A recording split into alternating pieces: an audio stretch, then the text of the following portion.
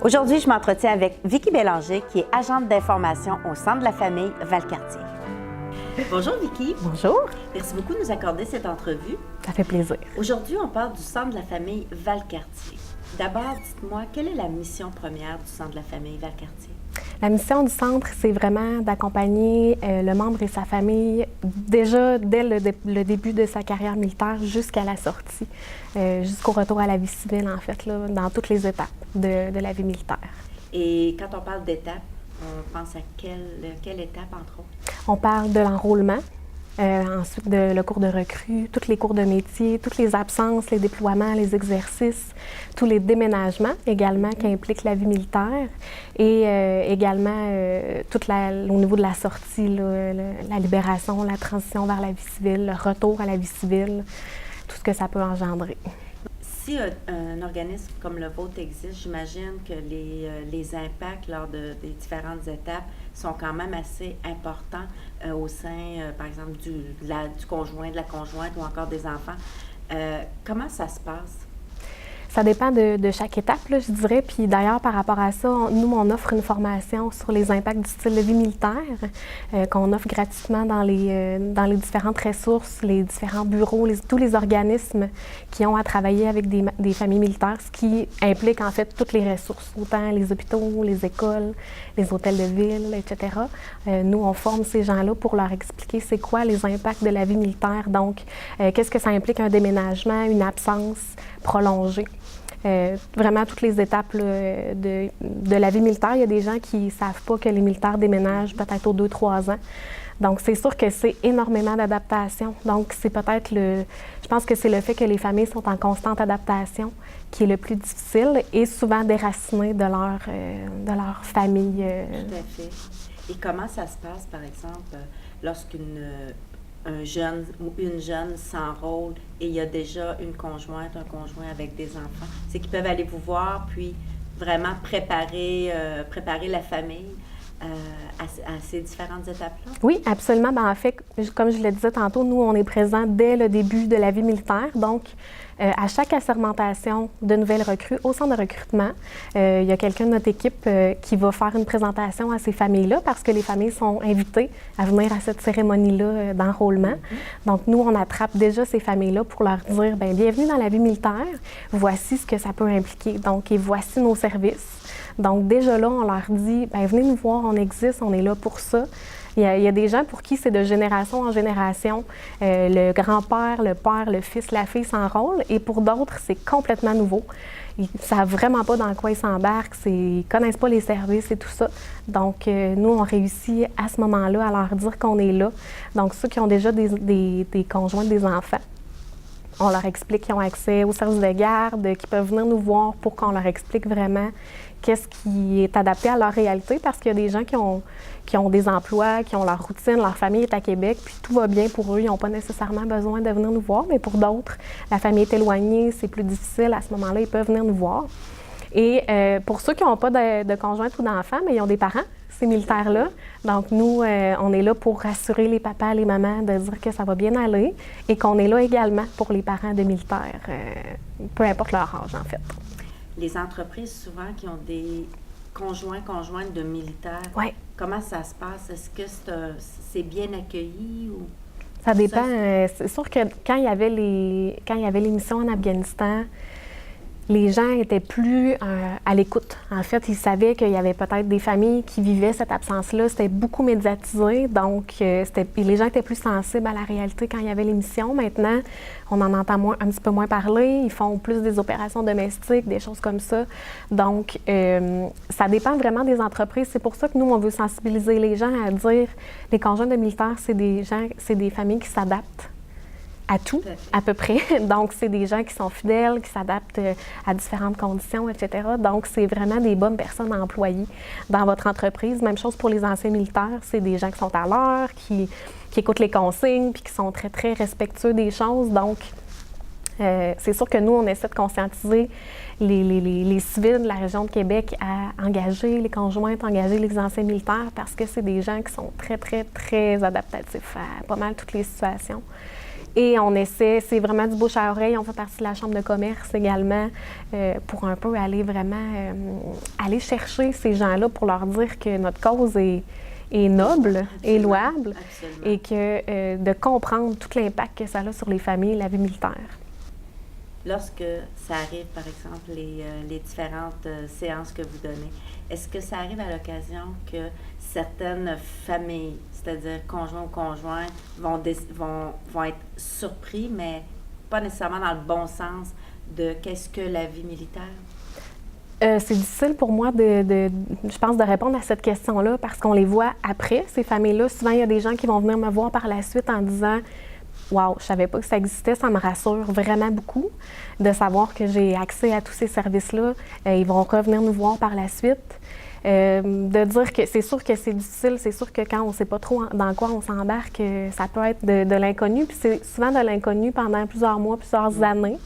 De ne pas trop savoir où est-ce que je vais être mutée, est-ce que mon conjoint va partir en exercice, en mission, tout ça. Donc, c'est pas mal ça que je dirais, en fait, par rapport à cette question-là. Ça peut être difficile de Mais ça rassure savoir les ça. gens de savoir Absolument. que vous êtes là pour les aider. Oui, parce que la plupart des gens ne connaissent pas les services. Ceux que c'est complètement nouveau n'ont pas vraiment eu d'occasion de chercher, en fait, à savoir quels services leur sont offerts. Donc, pour eux, c'est sûr que c'est très, très rassurant pour ces familles-là. Oui. Puis on rappelle que c'est des services qui sont tout à fait gratuits. Oui, pour la plupart, nous, on est un organisme à but non lucratif. Et je tiens à mentionner que le centre fête maintenant ses 25 ans, plus de 25 ans l'année passée. En fait, on a fêté notre 25e. Et à la base, ça a été créé par les familles, pour les familles. Donc, tout part de la communauté, pour la communauté. Et ça fonctionne très bien depuis 25 ans maintenant. Donc, c'est bien, bien apprécié de la communauté. Et j'imagine que si vous êtes un organisme à but sans lucratif, vous avez besoin de financement. Comment on se finance au Centre de la famille Valcartier? C'est sûr qu'on a plusieurs bailleurs de fonds. On a une partie que ça vient des Forces armées canadiennes, on a une partie du gouvernement, on a une partie d'Emploi Québec également parce qu'on offre des services d'aide à l'emploi.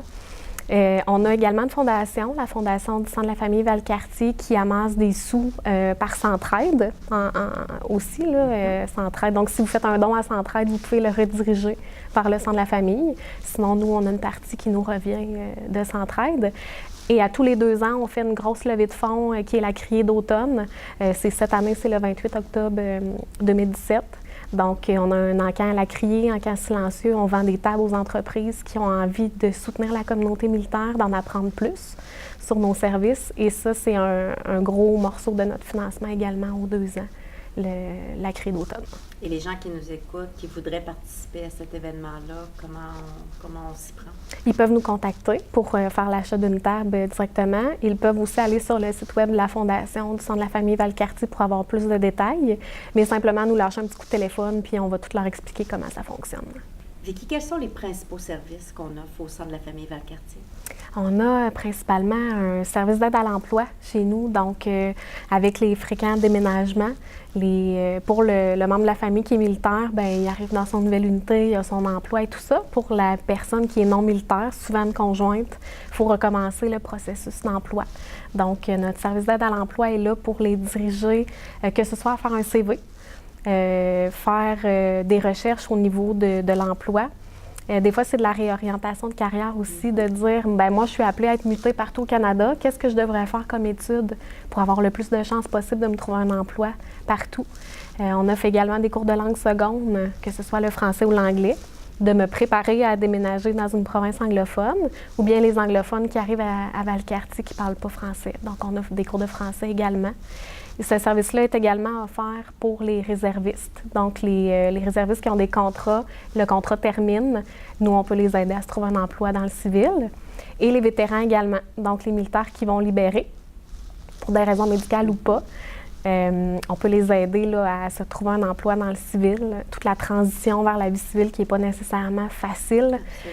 Quand on a fait 25-30 ans dans les forces, il y en a qui n'ont jamais fait de CV. Ils ne savent pas trop comment faire ça, qu'est-ce que j'écris. Ils ont eu vraiment beaucoup de formation dans les forces armées. Comment je mets ça dans un CV civil pour me retrouver un emploi. Comment je peux faire pour un peu vanter mes capacités d'ancien militaire. Donc, ce service-là est très, très, très utilisé au niveau de la communauté, là. En terminant, Vicky, qu'est-ce que le Centre de la famille Valcartier aurait besoin si vous aviez un message à lancer à la population? C'est une excellente question. Qu'est-ce qu'on aurait besoin? On aurait besoin d'avoir du support de 100% de la communauté civile, que les gens soient vraiment conscients de cette réalité-là, soient peut-être plus à l'écoute un petit peu de leurs voisins, de leurs collègues de travail qui vivent quelque chose peut-être un petit peu plus difficile, de savoir comment on peut les aider. Et en fait, nous, on dit aux gens, référez-les chez nous, de connaître le centre, premièrement. Donc, si moi, je suis une civile, mais je sais que ma collègue, c'est une conjointe, de savoir que le centre existe, bien moi, je peux la référer à y aller. Puis de vraiment savoir qu'au sein de la famille, vous allez pouvoir trouver des gens qui vivent la même réalité que vous, comme famille militaire. Et c'est toujours plus facile de vivre des choses qui sont plus difficiles dans notre réalité en s'entourant de familles qui vivent la même chose que nous. Donc, il y a encore des familles ou des militaires qui n'osent pas aller au centre de la famille Valcartier?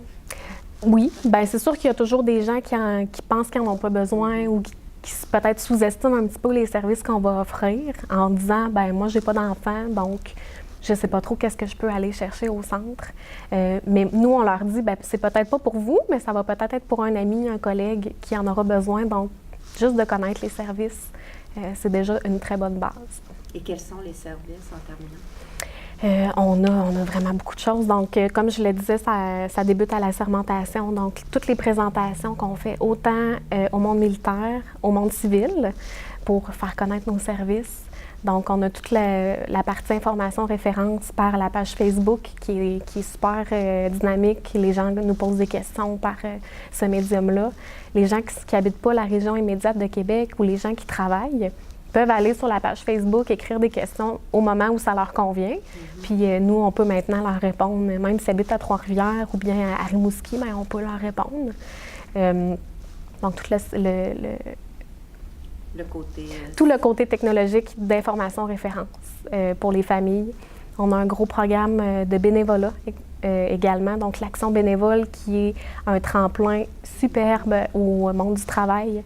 Donc, les nouvelles familles qui vont arriver à Valcartier, qui la conjointe n'a pas nécessairement trouvé d'emploi encore, peuvent venir faire du bénévolat au sein de la famille pour, premièrement, bien, peut-être rencontrer d'autres gens qui vont vivre la même réalité qu'elles, se remettre un peu dans le bain de dire, bon, bien, j'ai quelque chose à préparer, j'ai un comité à gérer, j'ai un budget, il faut que je prépare une activité.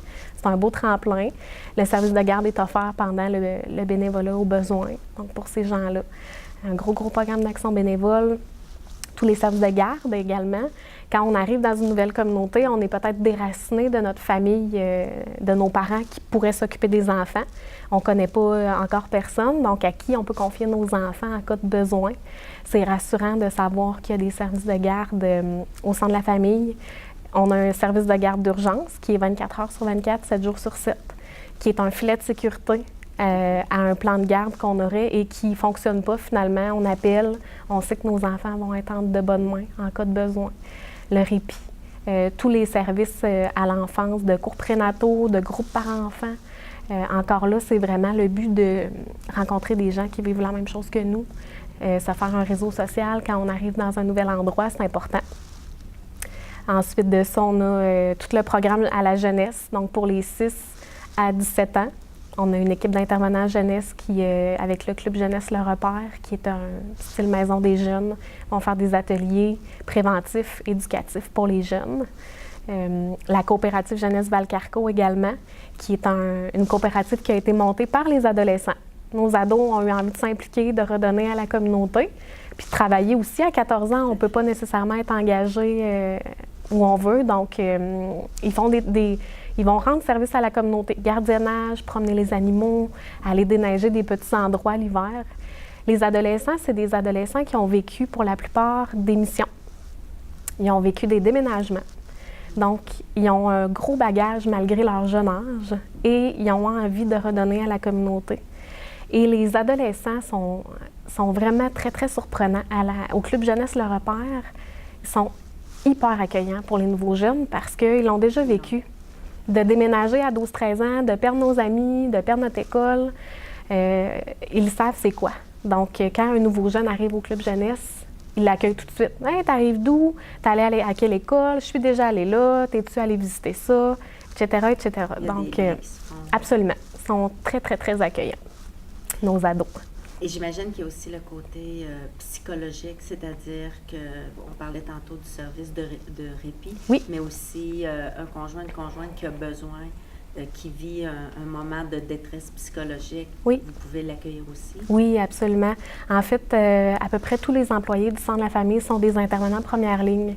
Donc, on a une intervenante qui est là spécifiquement pour les déménagements, les mutations. Donc, elle est vraiment là pour un peu faire décompresser la famille qui vit son premier déménagement. Ça peut être plus difficile, donc elle est vraiment là pour s'adapter aux besoins de cette famille-là, diriger, référer au bon endroit, donner des trucs pour les enfants, etc. On a une intervenante première ligne aussi qui est là pour les absences, donc les missions, les exercices, les cours, les restrictions imposées également. Restrictions imposées, c'est vraiment le militaire est muté sur une autre base, la famille, par choix ou pas, reste derrière, en fait. Donc, même si le militaire est sur une autre base, nous, on offre quand même des services à la famille qui reste ici. Donc, elle est là vraiment pour offrir des ateliers. On a beaucoup de documentation qui existe aussi. Donc, c'est vraiment une aide de première ligne là, de ce côté-là. En cas de besoin, on a toujours une équipe de travailleuses sociales qui est là pour offrir les services un petit peu plus formels, si je peux dire ça comme ça. Donc, nous, le Centre de la famille, on est des civils, on ne fait pas partie de la chaîne de commandement, ce qui fait que tous nos services sont confidentiels, gratuits également. Et l'important, c'est qu'on est spécialisé dans la réalité militaire. Donc, la conjointe qui va arriver avec des termes un peu, les acronymes, la vie militaire, tout ce qu'elle a vécu, nous, on va le comprendre. Versus, elle peut aller consulter à l'externe aussi, ça va peut-être être un petit peu plus difficile de se faire comprendre. Chez nous, on va vraiment bien l'accueillir dans cette réalité-là. Donc, ils ont accès également, les familles, aux travailleurs sociaux au centre. Souvent, ça peut être pour la famille, mais des fois, c'est des inquiétudes au niveau du conjoint. Mon conjoint va plus ou moins bien, comment je peux l'amener à consulter, comment je peux me protéger moi pendant que lui vit des choses difficiles parce que je veux l'aider, mais je veux me protéger aussi. Donc, on a vraiment une multitude de groupes aussi pour les enfants. Puis, on fait du familial, du couple aussi, là, dans les bureaux avec les travailleurs sociaux. C'est intéressant aussi parce qu'on sait que on le vit dans le civil aussi, mais dans le contexte militaire, souvent, ça peut être aussi très présent. Par exemple, lorsque les gens quittent pour la mission, reviennent de la mission. Donc, Vicki, merci beaucoup de nous avoir accordé cette entrevue. Puis on invite les gens à communiquer avec le Centre de la famille Valcartier pour tout renseignement. Et encore une fois, merci beaucoup, Vicki. Merci.